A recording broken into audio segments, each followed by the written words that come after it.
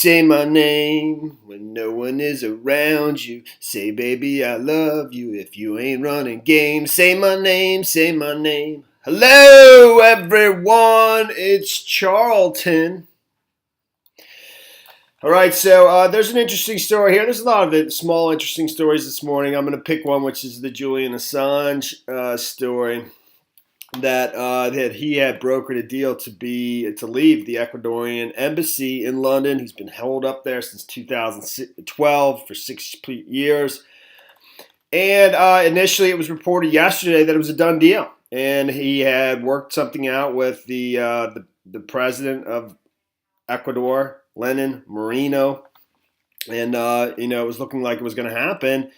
But his legal team has rejected it and said that it doesn't guarantee his safety, that he won't be extradited back to the United States. And so, we're back to the drawing board for him. I mean, if I was him, if I was going to be his advisor right now, I mean, you have to wonder, like, why all this time would you be offered a deal to leave, right at the time when the Mueller probe seems to be coming to a climax, I would think, I don't think I'd go on a pinky promise. I think I'd probably sit put for another 6 months and just kind of, I mean, you've been there for 6 years. And especially his condition is very bad, very bad. He's skinny. There was an Italian newspaper that met with him in the embassy. They allowed that to happen. In fact, I think they've barred journalists from seeing him. They've taken a lot of his privileges away. This new Ecuadorian president, Lenin Moreno, they took away his phone, his internet connection, his cat. I think he gave it up, actually. But they were saying he has to clean up after his cat. They said he has to pay for his own medical expenses and food.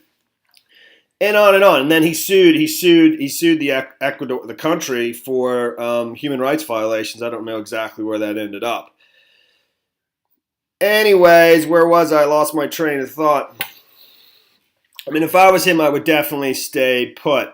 And like I was saying, his health is very bad. But the Italian journalist that met with him most recently, said he looks bad. He's skinny. You can literally see his shoulder blades through his sweater that he was wearing. His hair's all over the place. I think he's got a beard. He just doesn't look well. And he's going, he has no contact with any of the human beings, and it will drive you insane.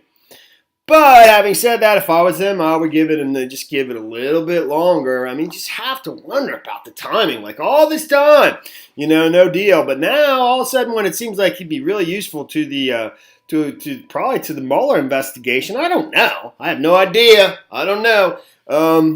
Now they want to do a deal.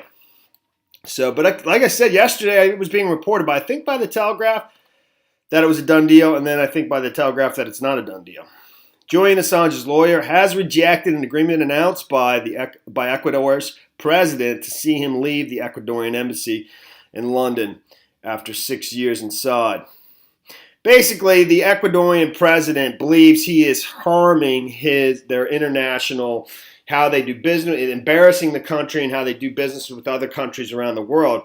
You would think, namely, the United States. That's where I'm confused, I mean, like, if you want a better relationship with and I'm doing a lot of presuming here, like with the United States, which means with Trump, who's at least there for another 2 years, maybe another 6 years, I don't know. I mean, it just kind of confuses me that it seems like the Ecuadorian president, is maybe working with the Justice Department, because there was the, there was the accident, which is actually mentioned in here, earlier in November, that revealed that the Justice Department was about to bring charges against Julian Assange. Let me just go through this. Lenin Moreno, the president of Ecuador, has made no secret of his wish to be rid of Wikileaks founder, who sought asylum inside the embassy in June 2012 and has not left since.